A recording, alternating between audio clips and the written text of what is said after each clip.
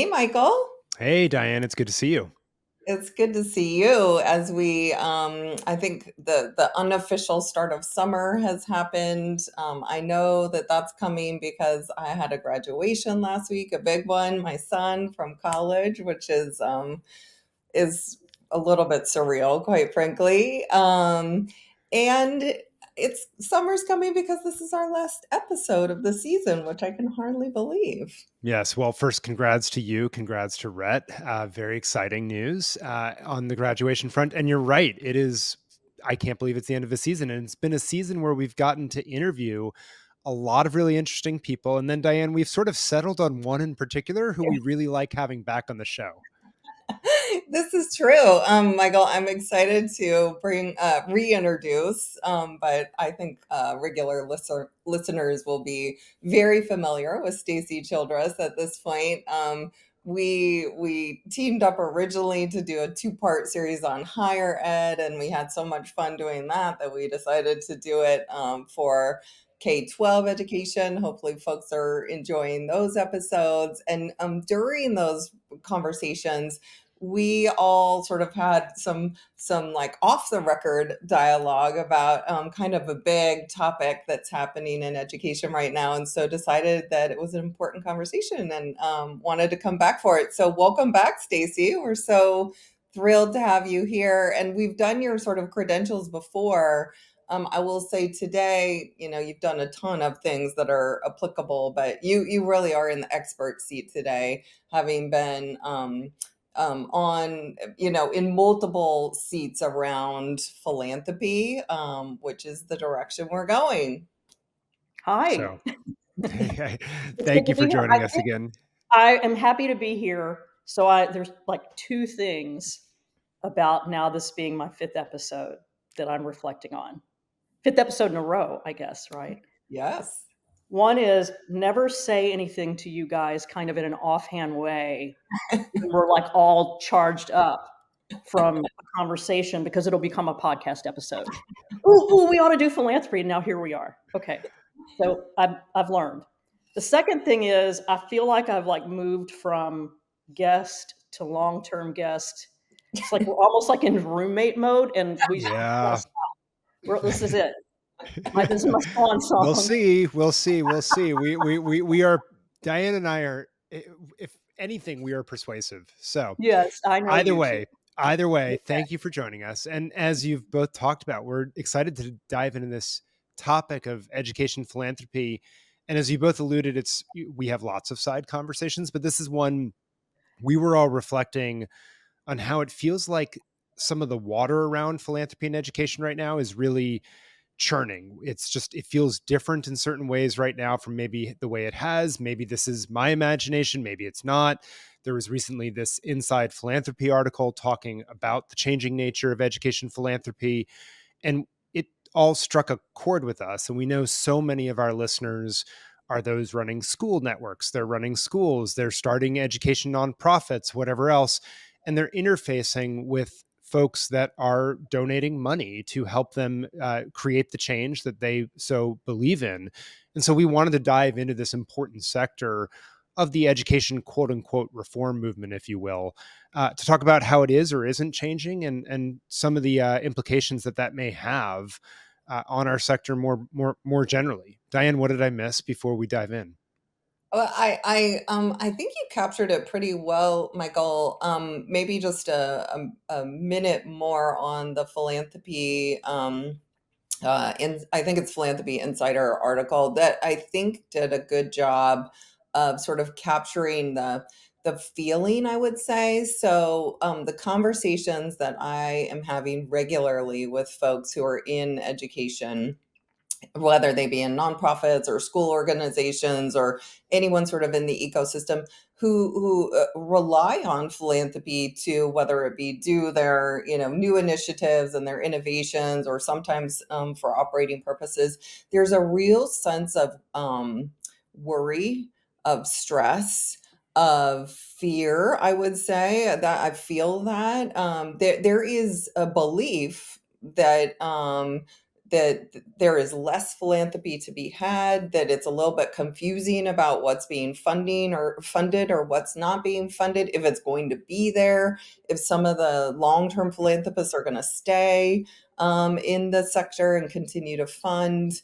And so I would just say this is a big conversation that's happening all around. And I know, Stacey, you're in this a lot. I know a lot of people sort of look to you as sort of a whisperer in this space, if you will. And so what else is that kind of capturing what you're experiencing?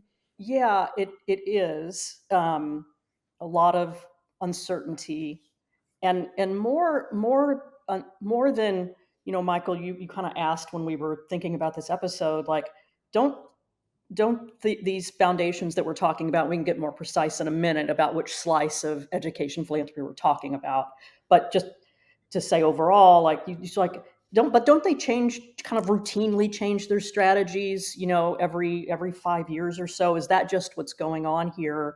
And we can talk more about that kind of trend of changing every 5 years, but this does feel a little bit different, in that I think what I'm hearing, from people who are still raising money, it it it's not just the uncertainty of where we'll head next. What are givers gonna go coalesce around in terms of priorities, but more, are they gonna stay in this field at all, or maybe more frequently, like at the same level as they have? Like, if you were doing 300 million a year, are you actually kind of going to pause for a little while, figure things out, and then go to 100 instead of 300? And that pulls $200 million out of a $1 billion or so philanthropy market. It's a big shift. Or if you were doing 100 million a year, are you going to, tail back? So there, and then what are the priorities? So the feeling is a little different than, I experienced. I was had a very kind of concentrated period of fundraising, but it was busy and active. So I was a fundraiser from between 2014 through about a year ago.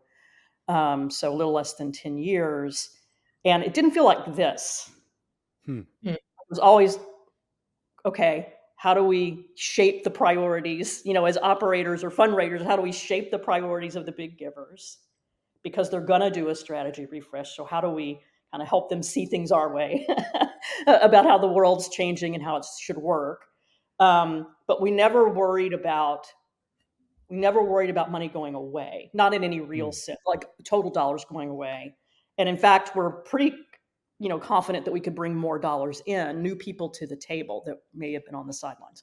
So it does feel different, and I am glad I am not a fundraiser right now. Well, with that sort of context, but also a little bit of sobering context, I guess is the way to put it. Let's dive into the first question. A bunch of the things you touched on there, Diane and I want to ask more about, but just give an overview of philanthropy and education. Like, what are we talking about in terms of dollars? And to the extent you see it actually shrinking, can you quantify that a little bit, just so we have a sense of what are we talking about and who are we talking about? Yeah, I feel a little exposed. You guys called me an expert, and I have to say two things about that. One, I do have an arrangement with McKinsey Company right now as a senior advisor, and this is not informed in any way by my work with them, nor is any of this have anything to do with what they think about these issues. This is Stacey Childress, my own, the thinkings of one mad woman. But let's just put it in context, right? You Yeah. New Schools Venture Fund, obviously raising dollars, but then also giving Gates Absolutely. Foundation. You were Next Gen Stacey, right? And then Yes, I was Next Gen Stacey. and even right with the book that Erda. Rick and I did, Yeah. you wrote that incredible piece around the role of philanthropy in markets and things of that Social nature. markets. So you've thought a lot about this. Yeah, I have. I just wanted to make sure that I know a lot. So I'm not trying to be falsely modest and say I'm not an expert. I have expertise in this area, and in particularly a very concentrated part of the space. But nothing I say today has anything to do with Perfect. what McKinsey would say about this stuff. It's not related. And the other thing is, it's been a while since I looked in any rigorous way about like the shape and size of this part of the philanthropic capital market for education. So I can tell you what I do know firsthand, and how that may or may not have changed over time. And when I joined New Schools in 2014, it was the first time I was going to have to raise money. I'd been giving money away, and then I was going to have to raise money. So I wanted to understand with a lot of specificity what that philanthropic capital market looked like, because I wanted to get more of it for New Schools. I wanted to increase our share of that wallet if it wasn't going to grow. And at the time, the collective kind of education innovation, education reform philanthropists were doing a little over $1 billion a year. So it was about $1.25 billion of philanthropy to things like charter schools and charter school networks, some ed tech stuff, human capital, the Teach for America, New Leaders for New Schools, and some fund kind of things. And so there was about $1 billion plus dollars in philanthropy, and I wanted to get more of that. My sense is, so that stayed pretty stable the whole time I was at New Schools. So over about a 8 or 9 year period, we stayed at about $1.25 billion as a sector. And again, it's not all education philanthropy. I'm talking only K-12 and only kind of that innovation reform wing of funders. So think obviously Gates, Walton, CZI, Schusterman, Dell, those kinds of Overdeck, right? There's a kind of an East Coast, West Coast, and then some middle of the country folks. So that group, a little over $1 billion. It stayed about the same, a little comings and goings, within, but overall about the same. My sense is that that's still true. It might have ticked down just a little bit, but I could be wrong about that again, because it's been 3 or 4 years since I've taken a firm look. But my sense, even with the pandemic shifts, is that that's still what we're talking about here.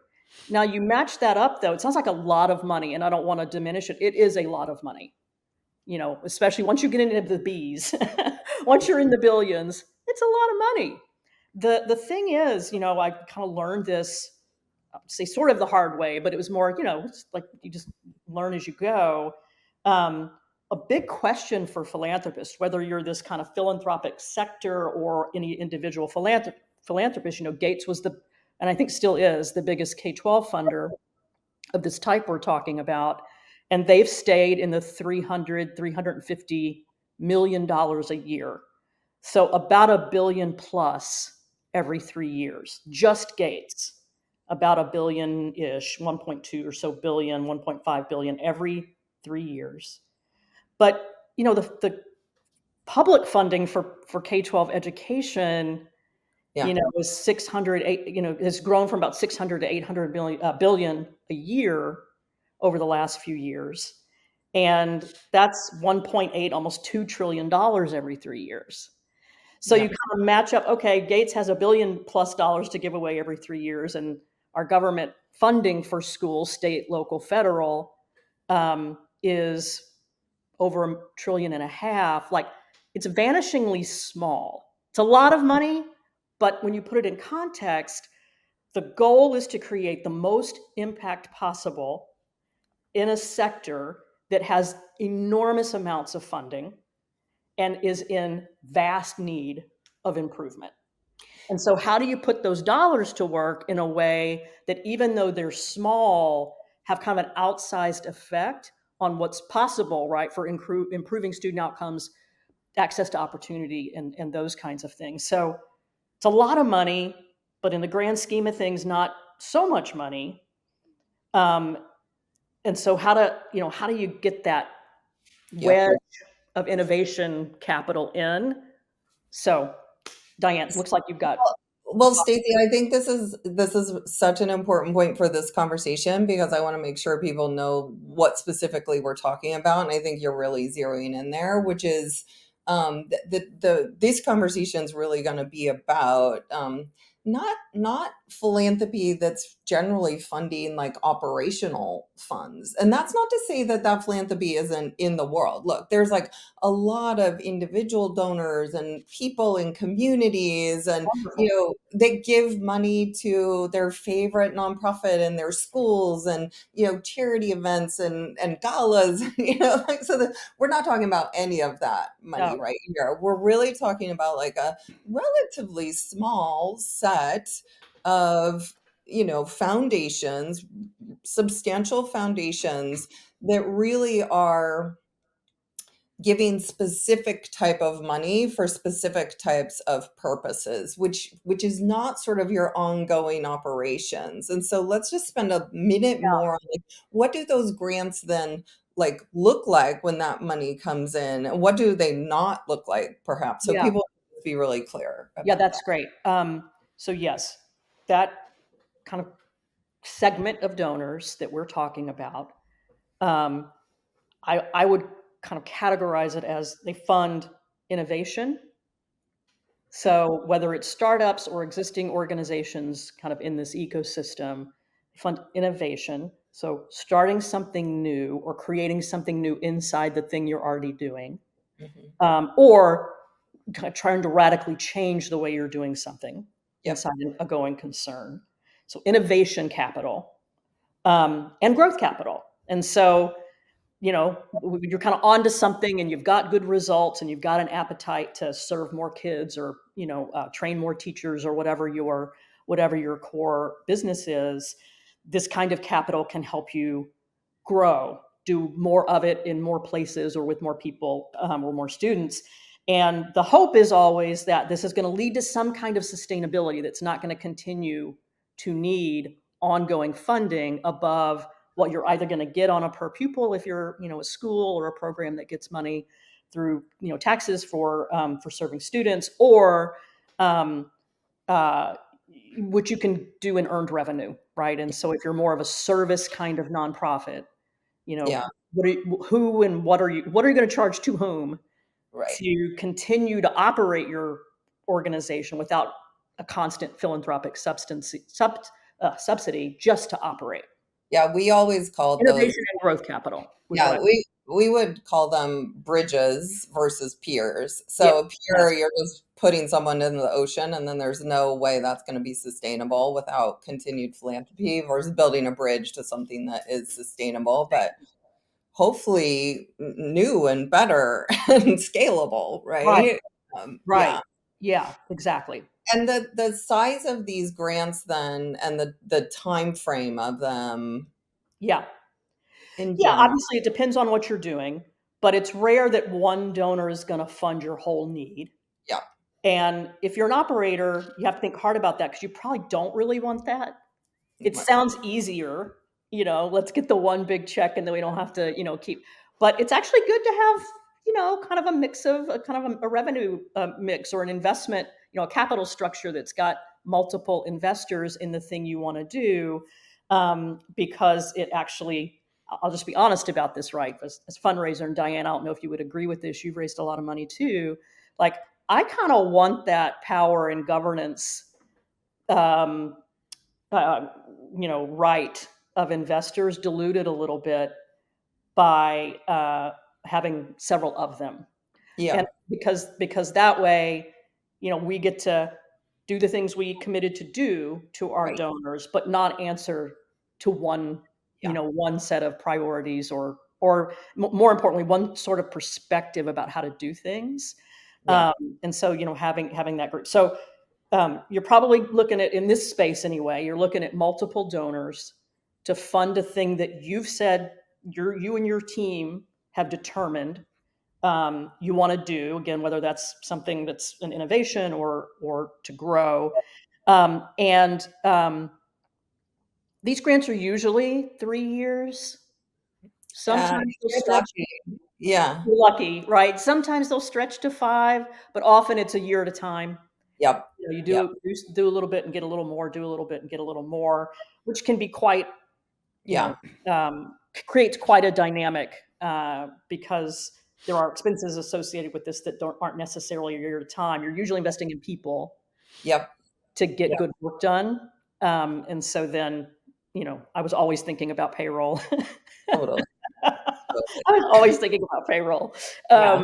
But that's it's a good discipline, right? Yeah. But In that's my the thing. experience, the great grants were generally 3 years. I had a very small number of 5-year grants. Those were amazing. Hard to get. Very amazing, very hard to get, very rare. And a lot of 1s and 2s. A lot of 1s and 2s.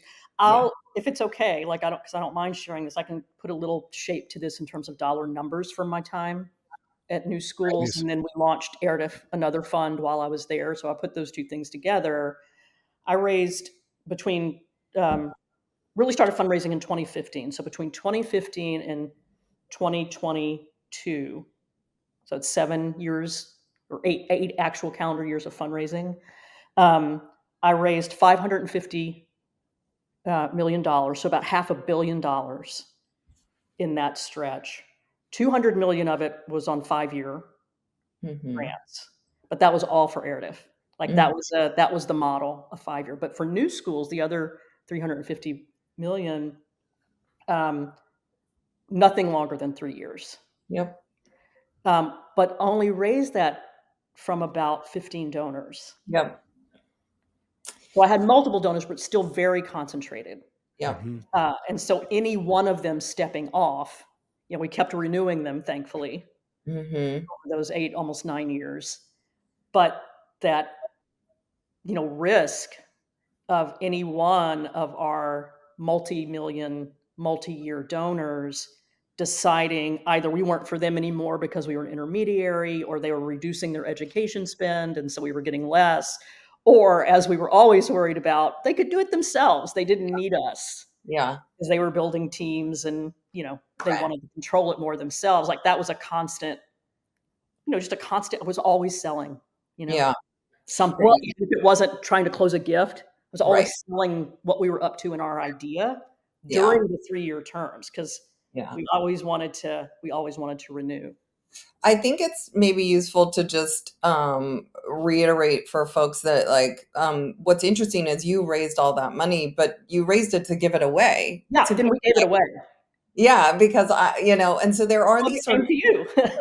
yeah, there are these two Yeah. groups where there's one group that is raising it to really deploy it thoughtfully Yes. to operators. And then there are people who are operators who are raising, and people like me would raise money from both you and directly from And the family. big guys. Yeah. Yeah.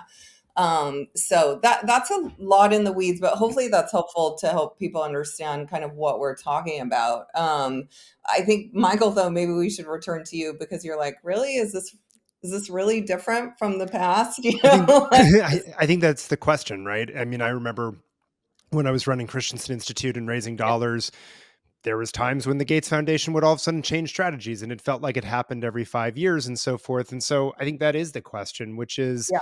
so a bunch of foundations coming out of COVID, strategies are in flux. They're rethinking things.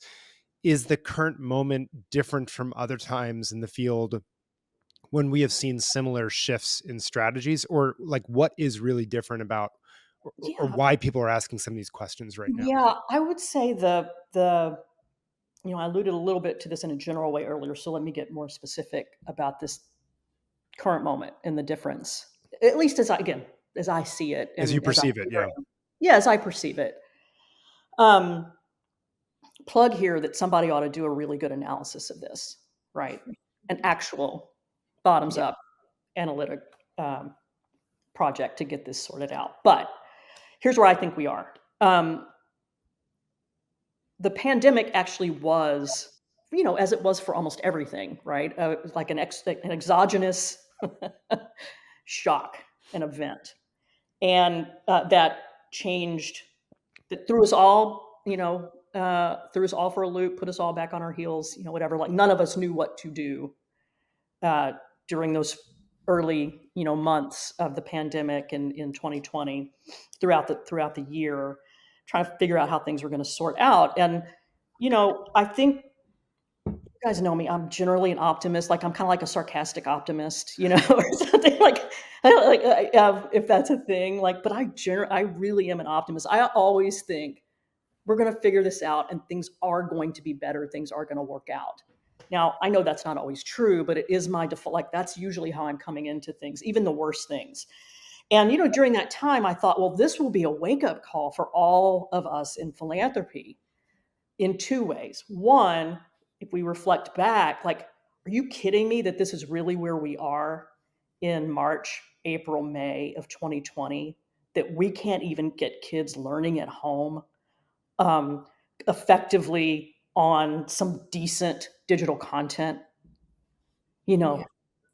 I was like devastated because, as you said, I was next gen Stacey at, somebody created that handle for me, right, on Twitter while I was early at the Gates Foundation, because that's like, this is the world we see. Kids learning anytime, anywhere, no matter where they are. They can be learning in really deep, rigorous, and engaging ways. And that learning should count. We figure out how we'll make that learning count for them, even if it's not in a classroom. And, I still believe all that. And here we were. We couldn't do that in any kind of scale. And there are lots of reasons for it.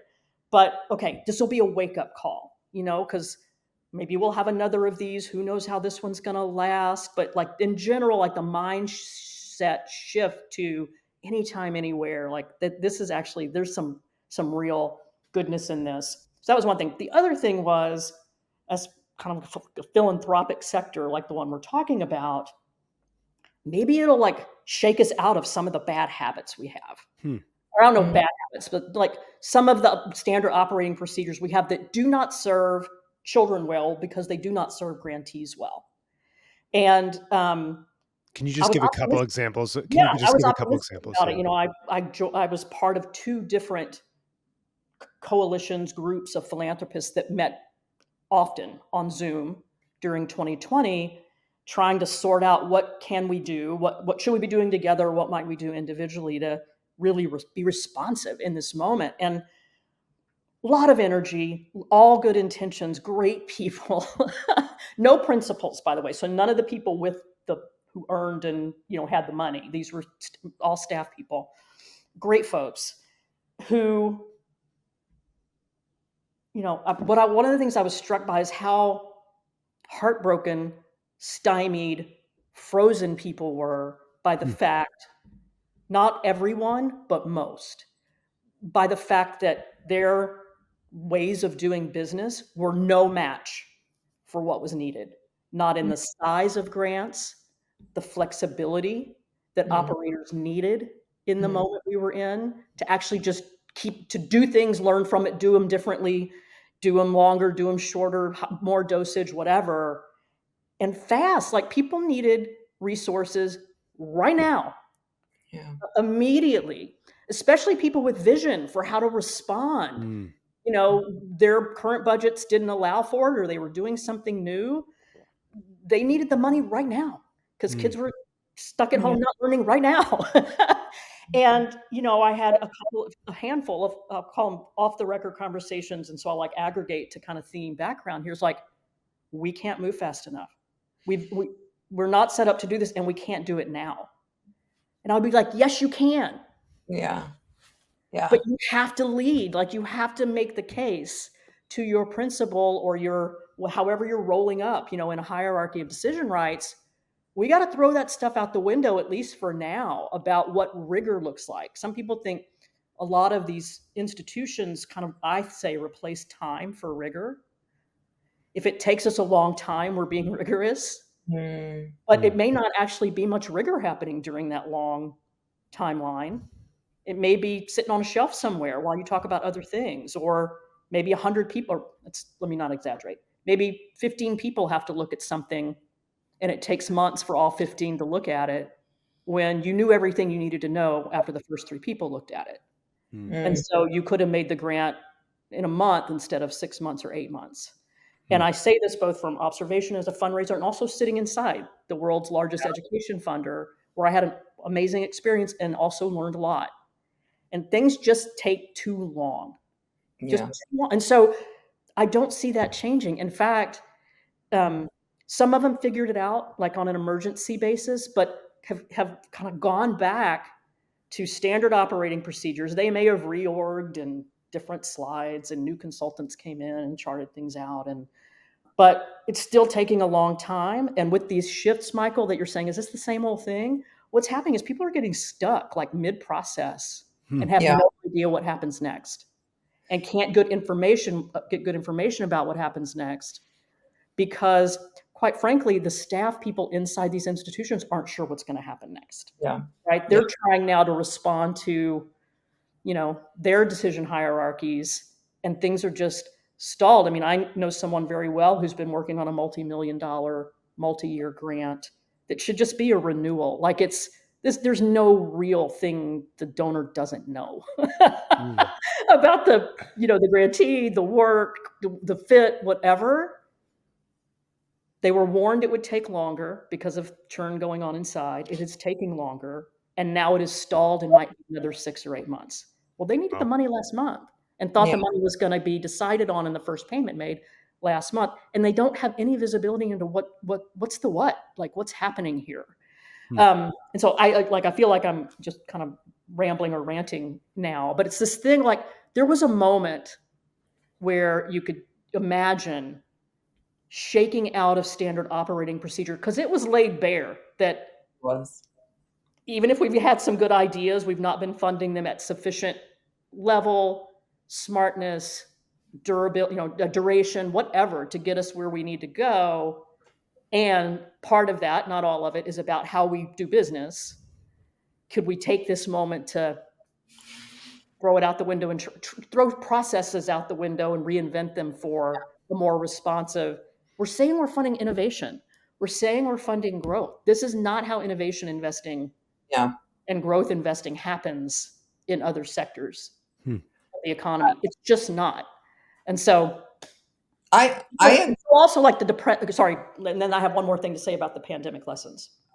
Well, it's interesting to be having this conversation, and it's surprising to me we have not really had it, because I think I'd love to share sort of what I was experiencing at that same that you're talking about. Well, first of all, Michael and I started the podcast because, like you, we were optimistic that moment was going to create this opportunity. People were going to see what was wrong, not only in how philanthropy was being done, but how schools were being operated, and it would offer this moment and this opportunity. And here we are, season 5.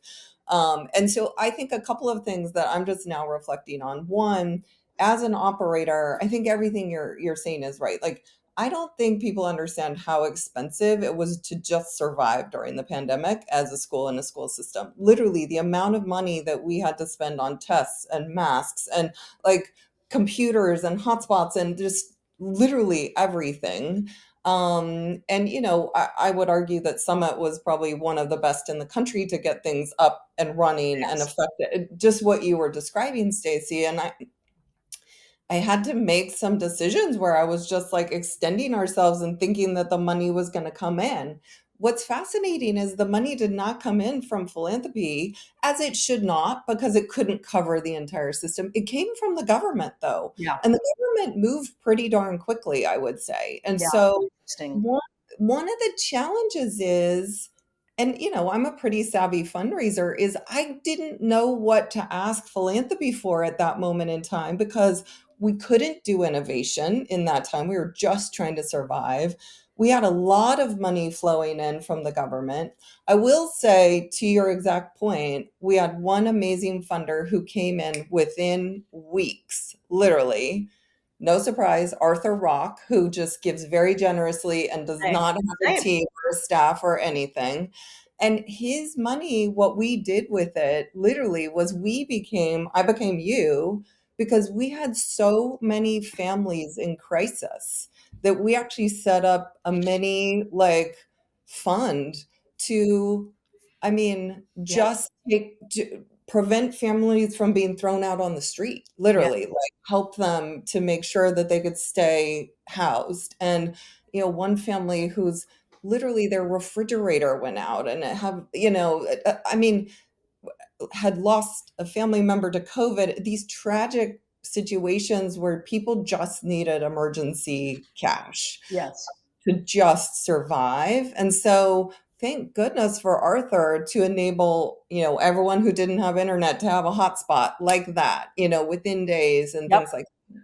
But that was it. That was all that came through. And to your point, yeah, he just has a really interesting way of thinking about things where he doesn't think that time is going to give him more information, And he also, and this is another, challenge. I don't want to spend too much time on it unless we come back to it, but Arthur also trusted you to know the best way to deploy those resources. Arthur trusted me, and my team does trust that team, and trusted me to put that money to work in ways that would lead to the best outcomes possible for students in that situation or in that arena.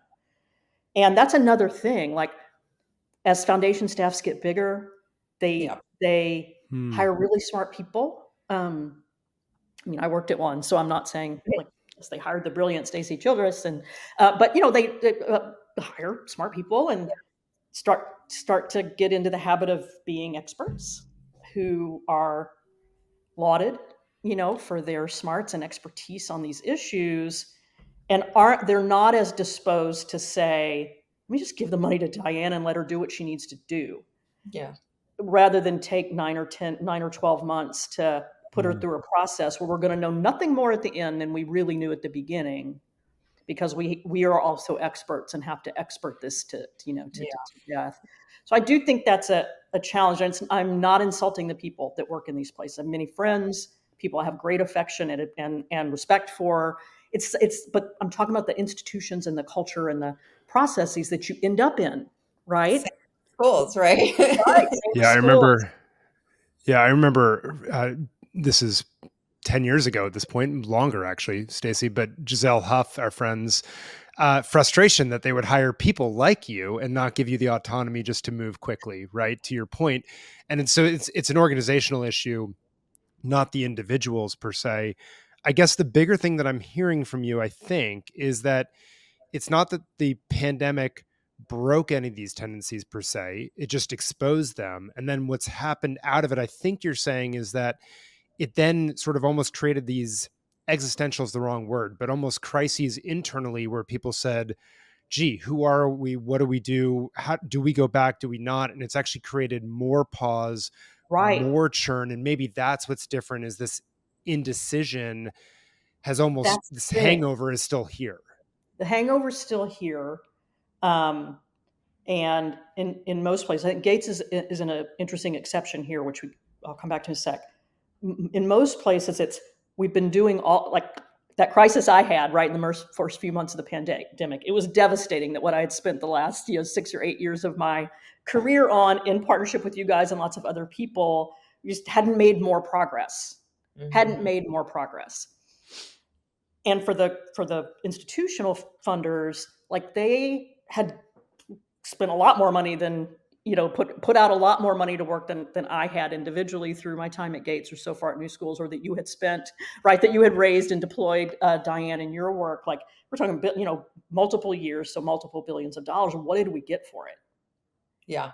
And so there's this thing now with the principals, the families and the individual wealthy folks, or the trustees. I, would say my billionaire is alive. When I worked at Gates, my billionaires are alive, but at Carnegie, they're billionaire past many decades ago, but they've got these trustees.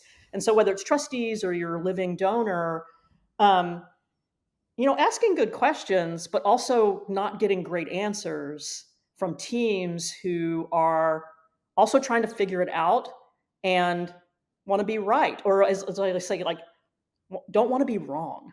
Yeah. That's the I want to go back to the well and be wrong with Bill, or go back to the well and then turn out this didn't work either with Mark and Priscilla, or the Walton family, or whatever. And again, I'm not talking about individuals here. I'm using these as examples, like how these institutions work. You don't get to just do whatever you want. To Giselle's point, Giselle actually went to the sitting president of the Gates Foundation about a year after I was there and said, why would you hire Stacey Childress and not let her let her spend her budget? Why all these steps and processes? And I was like, God, Giselle, like, I didn't tell her to do that or want her to do that and wish she hadn't done that. But it's like, what are we waiting? What are we waiting for? Who do we think is going to pop up with some better answer or way? What are we afraid of? Like, what is it that's keeping us entrenched in these? Where's the boldness that it took to make the money? Well, so let me Where's the so boldness that's a it took really to make the money? so that's a really interesting point. So So, let me ask the question in this way then, which is, because I'm hearing from a lot of nonprofits. I sit on boards of nonprofits that, it's as bad as it's ever been. We've seen a bunch go out of business or been acquired for oh yeah, virtually nothing. Maybe yeah. that's what should have happened. I don't know, but it seems different in all these ways. But I guess the other question I have when you talk about this isn't how the people who made the billions made the billions. I'm just curious, like the shifting of strategies every 5 years, the churn that you're describing, doesn't this, I'd love both of you to reflect on this. Education is a space where like change isn't going to happen in 5 years across the country. Like this is a big, complicated 50 state country with lots of challenges that have nothing to do with schools and education that interfere with the operations. And it's messy, right? There's a huge install base. Some of this, are we guilty of impatience and not just sort of like, hey, we have a good theory of action, let's play with it? Or is something else going on? Yeah. Yes. I To both. I didn't Yes. mean to ask a one word question. Yeah. No, I know. Um, I was having a conversation recently with someone who is in one of the large institutional donors that we're talking about, and this person joined relatively recently, like not been there for years and years, newer, post pandemic for sure, joined, and had been an outside observer of this institution and fundraiser from this institution, and is learning a lot, right, in the first year-ish in the place. He had an insight that rang true for me that I'd never quite thought about it this way. It's like we've got a theory of change, of what should happen in the sector over many years. We have one, and it turns out it's not very rigorous, or at least it's not examined with any rigor periodically. It's his impression. It's sort of shaped around the personality, of the donor and some preferences of senior staff. And it sounds fine. Like, it's not that it sounds nuts. Okay. But then we apply, and then there's not a lot of not a whole lot of thinking about, okay, what are the kind of categories of things that would have to be moving to get to that, to make that theory of change have a chance in hell of actually, coming to pass, or for us to learn about it in a way that would allow us. So it's like, not like, and then we, at the individual grant level or individual grantee level, we have all of this rigor. 47 row outcomes tracker, for an 18-month grant that we spend months creating. And then every call with the grantee, every quarterly call with the grantee, digging into line items in this thing. But we don't have some intermediate view of how the ecosystem around that, around these levers that would have to push up to the big theory of change, how those are going at all, because we're not really clear about what those are. We've got 4 or 5 areas within which we're willing to fund things. And even at that, we're not looking at portfolio, we're looking at that. So big idea, not a lot of rigor around developing it in the first place, but yeah, gut checks, it's fine.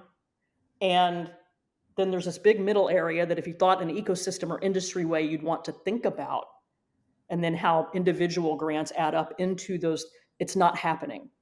Now, it sort of resonates. My time with Gates wasn't quite that loose. But there were features of it, especially this one at a time, like this incredible rigor, which was just a lot of people and a lot of rows on a spreadsheet and a lot of conversations, which is, to me, is not rigor, right? It's not. Sometimes things were rigorous. Some things were more rigorous than others. But what passed for, or what not passed, but what the kind of shorthand definition for rigor is how much time we spent in meetings talking about it, like how many rows on the spreadsheet of outcomes. And again, I think when that happens, right, then you're 5 years in and you have 3 beacon grantees, right, 3 model grantees to show the principle, but you spent, $800 million or $1.5 billion or $300 million if you're a $100 million a year donor, and you're showing me these 3 examples. How does this all add up into, right? And so there's a real, and so what the pandemic did and the shock of, I think, opened up some good questions for which there aren't good answers yet. So what you see with Gates, which is different from what you see with a lot of people where they're just stuck, is they narrowed and said, our approach is going to be, rather than a sector-wide transformation theory of change, we're going to go math. And then you can quibble about, are they, did they scope it the right way? Or they still have the same problem of large theory, not, and pushing in at the grantee level? I don't know, because I'm not there. But the narrowing to math, given how much money they deploy every year, I saw the announcements. Gates has committed $1.2 billion over 3 years to math. Well, that's how much they give away every 3 years. Right. So what they were saying is they're only going to fund math. Mostly, 90% of their funding is going to go to math stuff for the next 3 years. Yep. It's not an additional billion for math, which is fine. But I think some people kind of misunderstood that in the announcements. But what does that narrowing do? Well, it leads to what you were saying. One thing it can do is lead to what you were saying, Michael.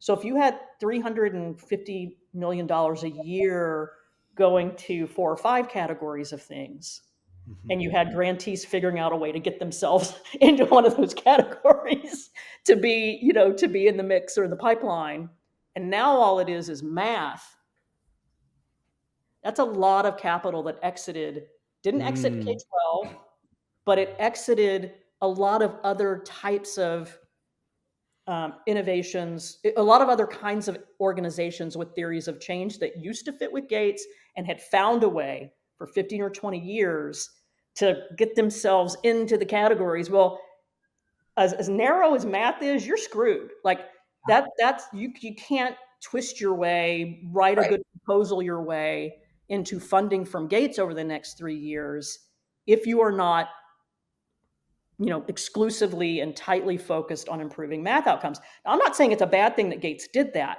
It was one of the responses to what have we been like? What have we done? What has it all added up to? And it gets interpreted as that Bill has said nothing they've done works. He did not say that. Even the report that the annual report that he and Melinda did a few years ago that people cite as saying nothing we've done works, but maybe tutoring. That's not what it says, and it's not what Bill thinks. But Bill loves math. And it's very concrete. It's so concrete. And in the ambiguity of our field and what both the challenges and opportunities are in the moment we're in, like that all conspires to say, please bring me something concrete. Yep. And that we could make a set of grants that then we could count things at the end of it, like how much did math scores improve for the kids who experienced the things we funded?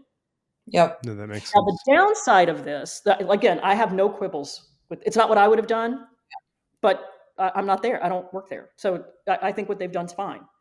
And a worry I have is if they get to the 3 years or 5, however long they're going to give this one, and they still can't do it to Bill's satisfaction, then what? Yeah. We've been system-wide transformation. We've been innovation, charter schools, blah, blah, blah. Then we've been district-wide, state, country-wide standards, teacher system, blah, blah, blah. We've been next gen. And we only give things 3 or 5 years, to your point, Michael. Right. We'll get there, and then we switch.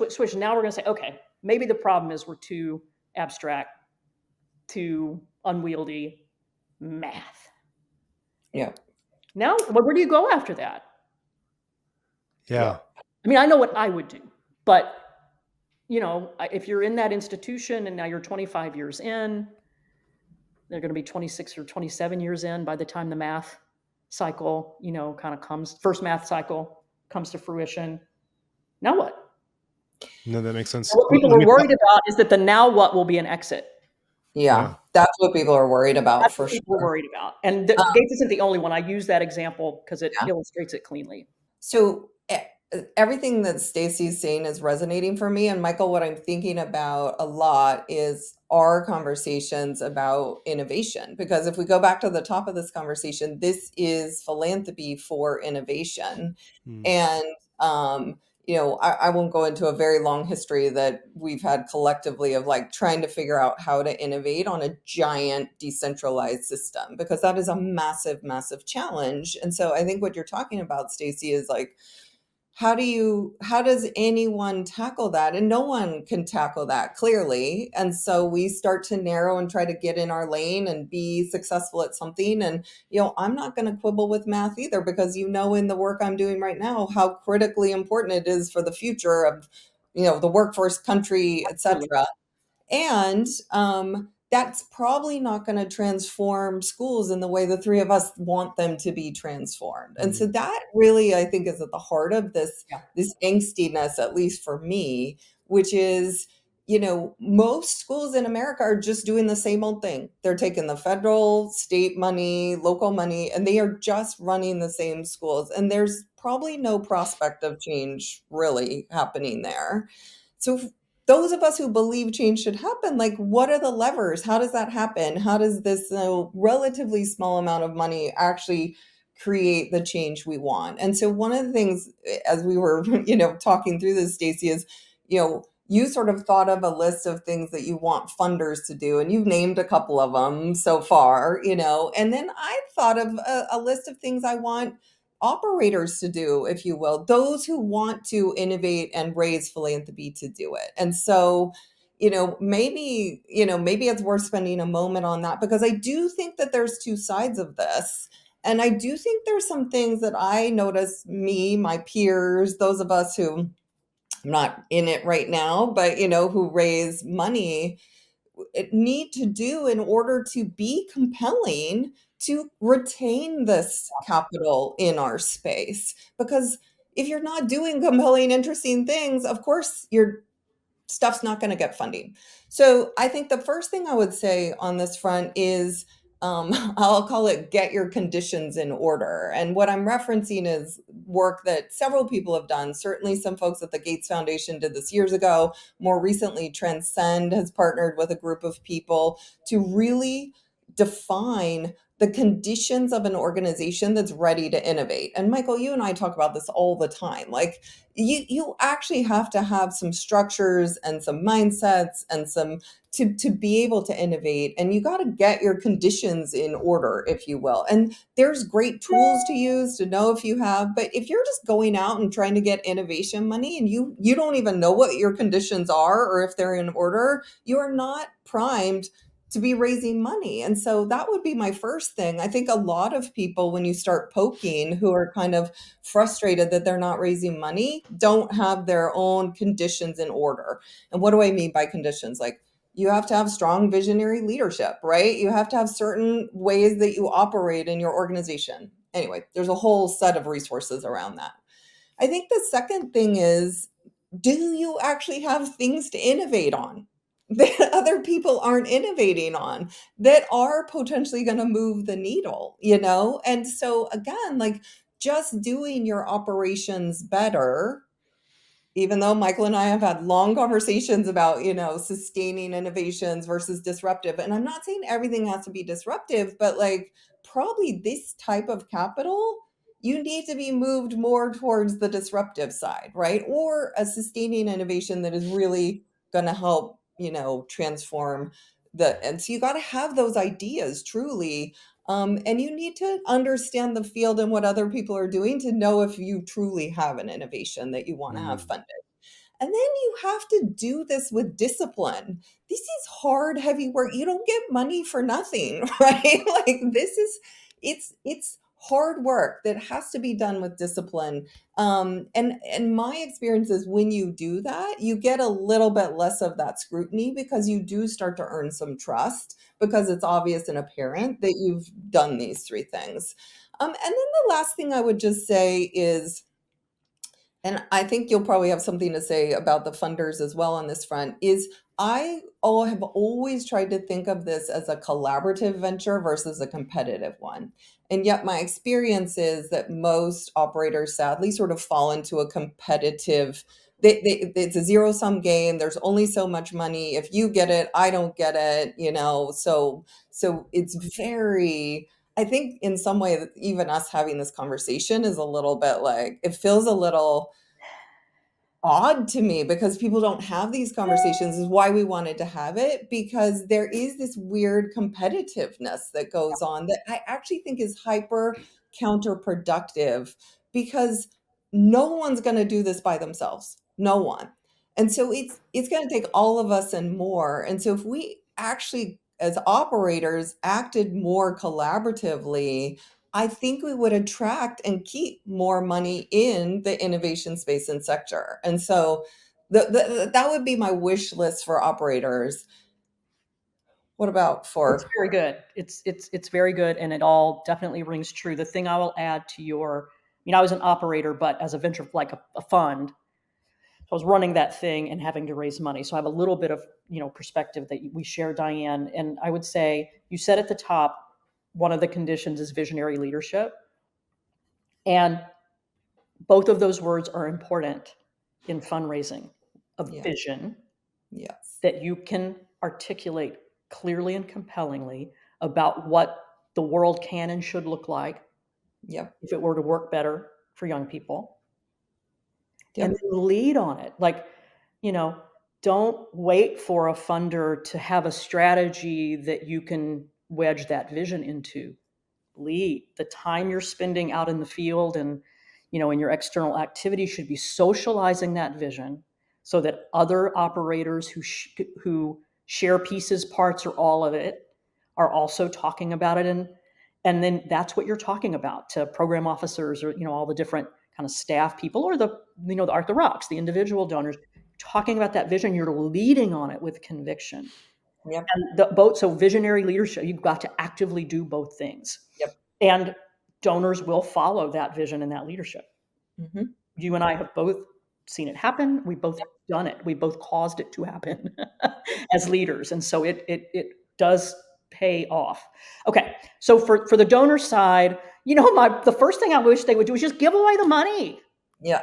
I want them to, remember the fundamental purpose of what you're organized to do and what you're given significant tax breaks for, to give away the money. You're not organized to have internal meetings and PowerPoints and memos and politics and reorgs and to go to external conferences and be seen as a thought leader and have learning trips. And, those things can help the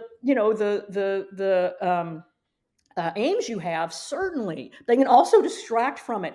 Give the money away. That's your whole job, not the coalitions and the communities of practice. And yes, but give the money away and then use those things that you have to do in service of moving the money. So that's like my first thing. It sounds so silly, but it's like I would get so frustrated over the last 10 years with this, right? Give away the money. It's your whole job is to give the money away. And all the other things have to support that. But what are you waiting for? Give the money away. I would also say in this moment, we talked about the pandemic and the dynamics it caused generally and specifically in philanthropy.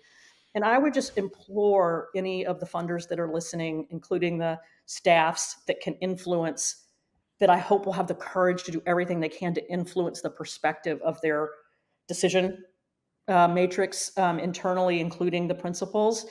Now is the time to increase, not decrease your giving. Right now. What are you waiting for? Like, if not now, when? And I was like, one perspective or mindset to adopt about this is you don't have the answer yet because there's not one. There isn't one. There's not the answer. High dosage tutoring isn't the answer, but that's how it gets, it's a trend. It's not, high dosage tutoring is awesome. Like, I'm glad we have it. I'm glad people are funding that, but like, it's not the answer. It's a piece of a puzzle that leads to overall, educational flourishing. And so stop waiting for an answer and stop looking for small things while you're looking for the big thing. Like, there's lots of answers. in fact, there are multiple answers within segments, and partial answers that need more time to develop and morph and get ripped apart and put back together. Fund them, learn for them. Stop with the 47-row spreadsheet metrics and outcomes as kind of the main thing you spend your time on creating and monitoring.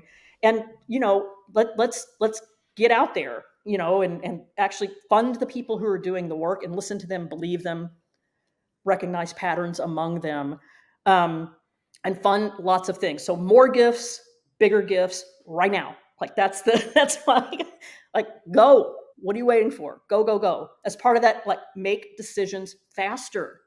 You're not going to fund everything, even unless I like fund lots of stuff and fund faster. You know me well enough to know I don't mean just throw a bunch of money out the door at whatever and whomever. Actually, that's horrible, because I know who wins in that game.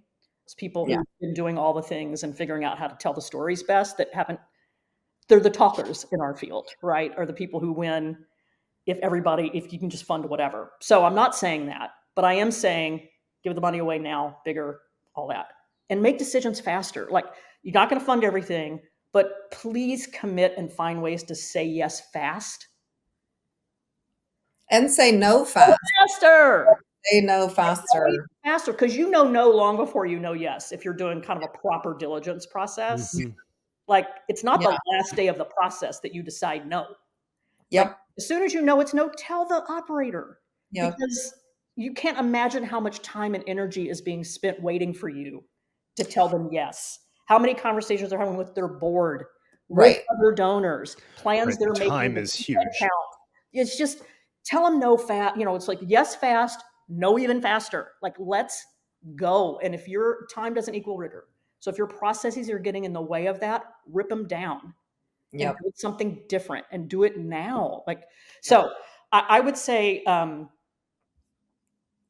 one of the reasons this animates me so, beyond the obvious good of getting the money into the field and letting smart, intelligent, visionary leaders and their people do what they can with it and learn from it and serve kids better, is that for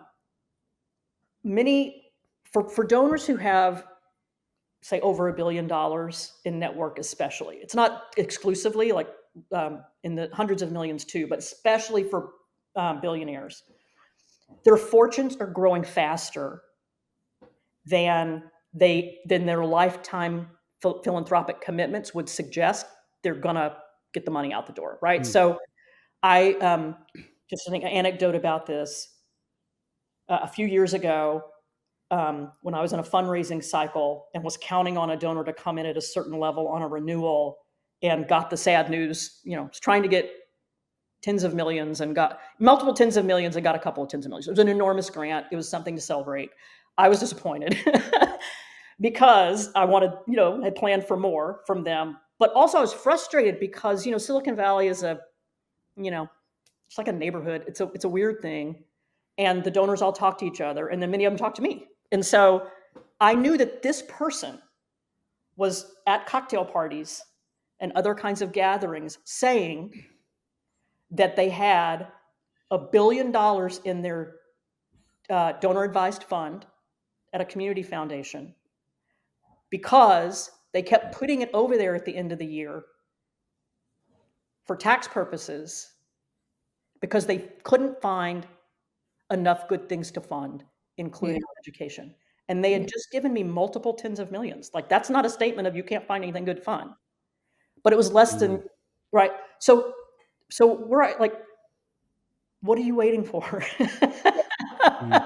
So, like, one thing to consider, and we kind of roll to the end here with this. Like, when I first joined New Schools and I was trying to figure out what the investment kind of footprint would be before we did a specific strategy, because what we had wasn't working, and that was relative. It was kind of a quiet secret in the field that the kind of theory had run its course at New Schools, and they had been struggling to raise money for a couple of years and frustrating the field and all this stuff. Great people, but they've been running a certain way for a long time. It's time to rethink it.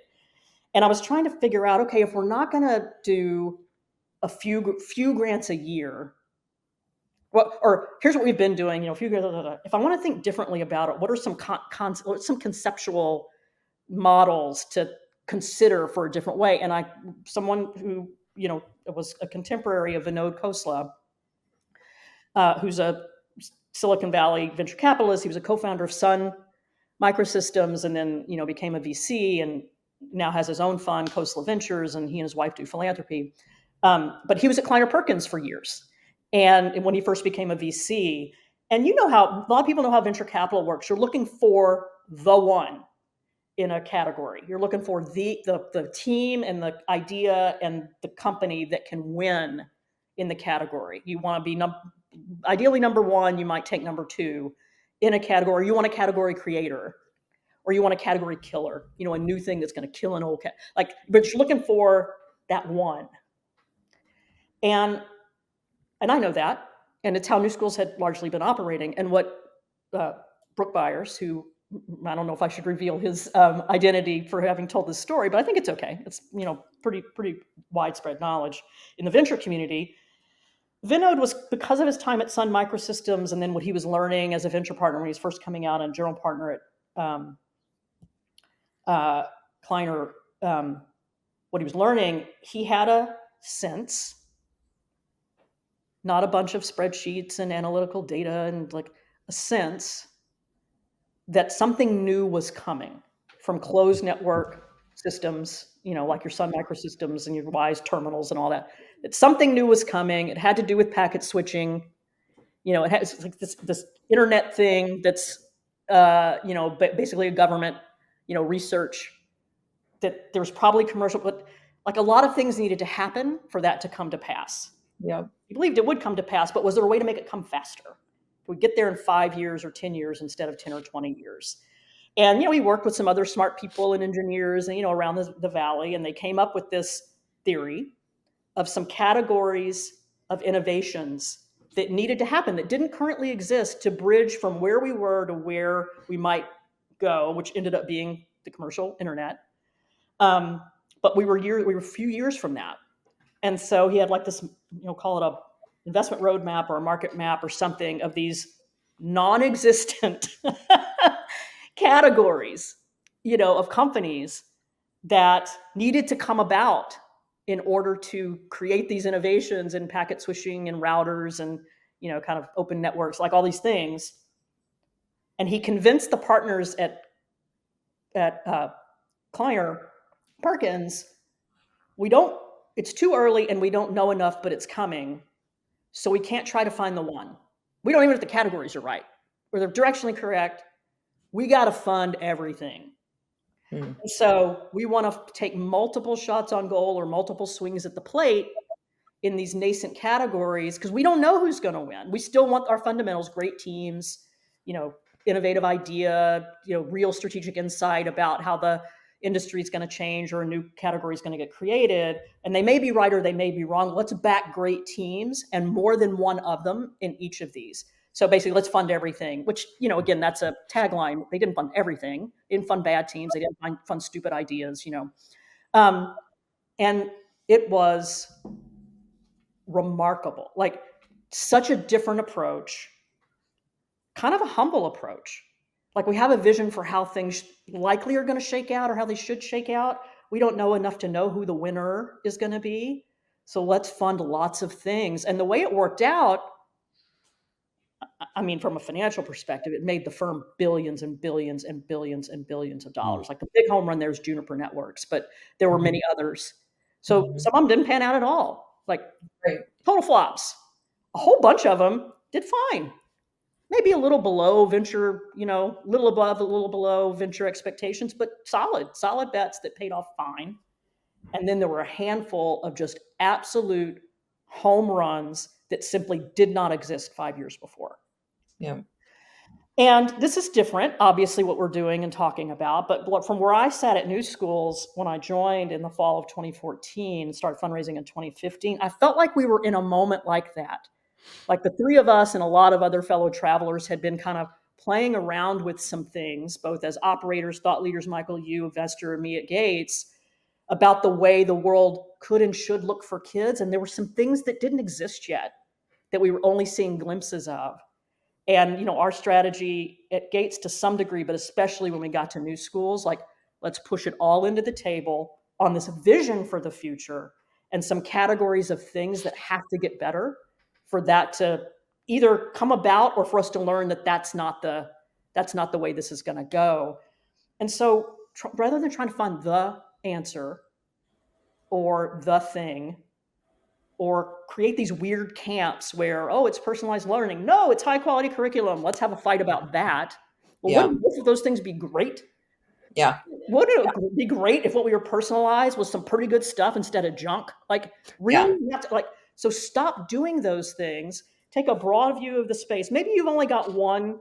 Maybe you've only got enough resources or appetite for one of the categories, but be clear about what that is and what it's leading to. And if you've got the resources of $100 million or more a year, like, go across the board and fund every good team and idea. Every good team and idea. And stop thinking that you've got all the answers inside the smartest people. Most of the smartest people don't work for you. You've got like really smart people working for you, and it's a handful of people. Like, most of the smart people don't work there. So like, get out. The answers are not inside your foundation. They're just not. Just like they're not inside of a venture fund. They're outside. They're out there. Fund. Learn, fund again, learn, give the money away and go. And listen, I wish people would do more with intermediaries. I mean, I'm a little biased because I ran one and started another one, but they are a great value for donors. Like, if I won't say names here, but like, if I were the leader of a staff at a foundation that had, say, $350 million a year to give away, I would work as hard as I could to convince my principal that we should give that $300 million a year to 4 or 5 grantees in 75, 50, 75, $100 million chunks, and those would be intermediaries. And then I would have a staff of no more than 10 people, not 125 or 100 or what, about 10 people, each of whom was a relationship manager with that thing, and then the others of whom helped us learn and adapt. Because then you get the benefit of lots of smart people doing lots of smart things in the intermediaries and their grantees, rather than having to push it all yourself, right? Like, that is what I would advise and what I would do. And if you're under $20 million a year, don't build a staff. Like, go with an intermediary, you get the leverage, the expertise, the nimbleness, the learning. And follow McKinsey Scott's example. That's my last thing. Like, I keep waiting for her approach to influence others. I think it might be about to be an influence on Melinda Gates. She's going to give $1 billion in the next 2 years to women's issues. There's no way you can use a Gates-like process to move $1 billion to women's issues in the next 2 years.